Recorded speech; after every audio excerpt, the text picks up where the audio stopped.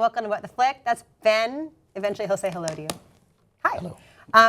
That's Matt. I'm Christy. That's Alonzo. We're talking about Magic Mike XXL, or if you've seen the billboards, MMXXL, which is not really a Roman numeral. Is it? No, it's like it's 2000. I don't even know. Why would 2070? Why wouldn't they do it right? I don't think it's meant to be right. It's not meant to be a Then Roman why numeral. wouldn't they just do the XXL? 'Cause that's funny. It just happens to be that all those letters Look are, like a Roman numbers. numeral. I gotcha. Okay. Anyway, Channing Tatum. And lots of people with really, really tight abs dancing again. So Ben's going to describe it to you because he was a huge fan of this movie. I enjoyed the first Magic Mike. It was really good and surprising in its goodness. It was exactly like Pitch Perfect to me, like in terms of exceeding expectation. Like, oh, this is going to be stupid. Oh, it's not, and then, like Pitch Perfect, it had a sequel. This is the story of the guys who get back together for one last road trip to Myrtle Beach before they hang up their stripper thongs, because we're led to believe in this movie that stripper culture is a real thing. And that was one of my huge problems with it, because it's not a real thing. And when it is a real thing, it is depressing and bleak and involves a tremendous amount of heroin. But there's no, wow. There is not for these guys. They're healthy. Not for these guys. They're all super handsome, and they're driving a food truck to Myrtle Beach, and it's the most unrealistic things I have seen in a year. And it's all for one big last hurrah. And along the way, they go to the stripper convention, which I doubt exists. It does. It's a real thing. I looked it up. And Matt Bomer even said so in an interview with Ellen. Okay, well, it's not like that. And here's a little before we roll the clip. There's a little thing about like, oh no, how are we going to get an MC for the stripper convention? Oh, I don't know. Go to the Myrtle Beach CBS affiliate, ask the weatherman to go, and here comes Rock and Thunder! And you've got your MC. Here it is.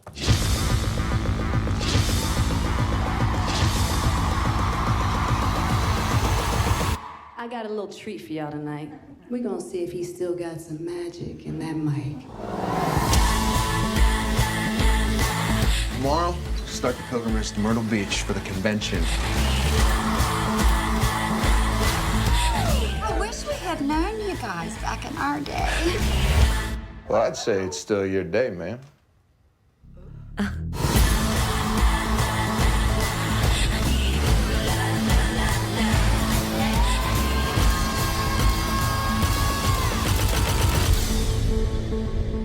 I like how Ben wants more realism in his male stripper movie. Yeah, I don't know that You have standards. I don't even think the female stripper culture is necessarily that depressing, much less male stripper culture. What's weird about this film is that the first Magic Mike, in sort of classic striptease style, lured audiences in with the idea of it just being like sexy dudes dancing around nearly naked, and then wound up being a movie about the shitty post-2008 economy and what it drives people to do. And process. Exactly. They go thong shopping and they go weightlifting. Yes, and then this movie could not give a shit about any of that stuff. This is the movie that you thought you were getting the first time. We're sorry. Nothing but dancing. This is what we promised you That's originally. That's right. That's what this is. The first one was about something. Right. This and is so not for about me, anything. that's not for me. This one not being about anything is part of the problem. But if you were mad that the first one didn't have enough like junk in your face, then you'll get more of that this time. I thought this was mind-numbingly dull. I thought this was Showgirls dull. Like, hey, don't talk no, smack no. about Showgirls. First you trash Rush. No, that's you trashing Rush. I didn't trash Rush. It's Now we so. have this. Showgirls is a misunderstood Showgirls art is- film. You know- It's so plodding. It is so slow. Like, come on, move. Fill the gaps after the other person finishes speaking. Like, get on with it. Tighten, go. I was bored. The dancing, I had to look away. And believe me, it's nothing to do with the men dancing. I got no beef that. The first one. As it were. But here also, there's like, they'll dance, like, and they're like, they set up a lot of big things, like that scene at the, where they stop in Savannah? Jacksonville, right? And they go at to the drag club. Mary's, Yeah, right, yeah. the drag club. Vogue. Right, and they're like, no, let's win this thing. Let's win this $400. And then they go up on stage for 6 seconds each and go like, and the crowd's like, ah! It's a voguing contest. They were voguing, and actually, my husband pointed out that this movie is Paris is Burning for straight white guys, because the whole movie is about them eventually putting on a show where their strip routine is not about like firemen and cops and cowboys or whatever, but their own dreams and ambitions. You know which what? doesn't make it a better movie, but it's an interesting idea. Which is why I think that precisely this is about something. I know you think it's about nothing. I think in a really cheesy Oprah-ish way, it's about finding your purpose. No, that's No, it bullshit. absolutely is. I No, agree it is. with you. Because they have to all find out if you're not really a fireman or a cop beneath the breakaway pants, then who are you? And they have to figure out, like, where does the inspiration come from, and why do they care, and why do they bother, and why do they have this life? Okay, and so they figure out who they are. It is about that, but you're also right in that it is super boring for long super stretches. boring. It is more languid than the first one, but I kind of like it's like loose and kind of shaggy. The whole scene at the Jada Pinkett Smith dance club is sexy and it has a great energy to it, but it also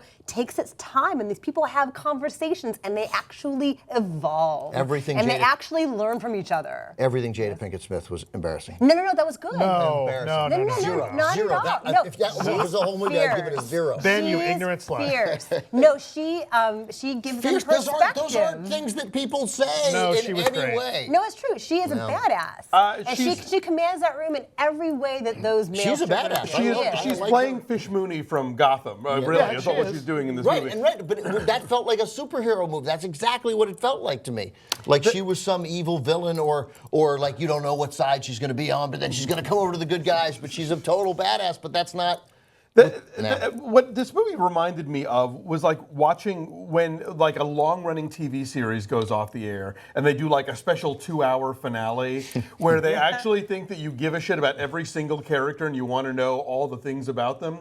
This movie kind of assumes that even if you liked the first Magic Mike, that you really thought to yourself, oh, what are Ken and Tarzan doing? What's going to become of them? What's going to happen in their lives? And I don't know that I mean, if you do, great. I didn't, and so I was like, I don't really give a shit what their last big show is going to be. I wasn't even 100% sure these were the same guys, except for Channing Tatum. So here's the I had to thing look with some this. of them up, yeah. I think that what we're saying about this movie ultimately isn't that relevant to the target audience, right? What I will say is that if you are excited to see this movie, and I don't know that a lot of the What the Flick audience is, but if you know people that are excited to see it, this is exactly what they want, and they're going to love it. Christy and I saw it at one of the first screenings with the public. Showing, It you wasn't could a screening, see right? 7 o'clock with real people. Right, with fans, and their enthusiasm was infectious. It was really Like, fun. women in this It was packed. were screaming and yelling, and it's kind of like when they do a critic screening for a horror movie, and there's regular fans in there, or a comedy, right? And you get a different reaction than when it's just It was fun. It was a fun and it was environment. infectious. Yeah. I mean, to the point that we came out of it, and like you couldn't hear in the hall because everybody was yelling and That's screaming funny about because it. I saw it at the next morning at 10:30, and while there wasn't. That's no fun. Yeah. Nobody's drunk Ben, then. come on. Like, nobody goes and sees strippers at 10:30 in the morning. That's just sad. sad. You don't know my life. That's sad reality. I have learned the hard way. The 10:30 a.m. stripper, that's sad. Right, come to the right? breakfast buffet. We had a couple of drinks ahead of time. We had a Yeah, good so time. We had a good time. We had a I good believe time. your numbers are massively influenced by atmosphere. And alcohol. Could be. I just thought my theater was silent, and it just didn't. Literally nothing landed. It Worse just- than you and Christy seeing that movie where those people were having sex in the theater? That was fun. That was Sucker Punch. That was Sucker And Punch. People were fucking in the balcony at Sucker Punch. yeah. It was And so who can bored. blame them? But as you point out, though, it's not just women; it's gay men, and they now know their audience because they ruined the prom. Oh, parade. totally. Yeah. No. That's never been an issue. In fact, at Frameline in San Francisco, the LGBT Film Festival, there they did a screening of Magic Mike XXL. But what I never quite understand is gay porn exists. So why do gay guys want to watch people dance in Speedos? It's like, let's cut to the chase, shall we? I'll tell you, I don't find this hot. I think I would react the way that Amber Heard does at the end of it, where she's just like incredulous, like what is happening Terrible around in me? this. I feel like bad. Amber Heard. She is so flat and she's, I think they wanted her to be like the girl in the first movie. Cody Horn. Yes, the daughter of the studio exec, who I didn't mind in the first movie, but it was. I felt like she was just dialing down everything and just being like, I'm grumpy. And I didn't buy that her part chemistry is with really Channing Tatum at underwritten. all. That was underwritten. You know what this movie reminded me of? What all the dancing scenes reminded me of, and totally unlike the first movie? What was the name of the Drew Barrymore, Adam Sandler movie where they go on vacation? Blended.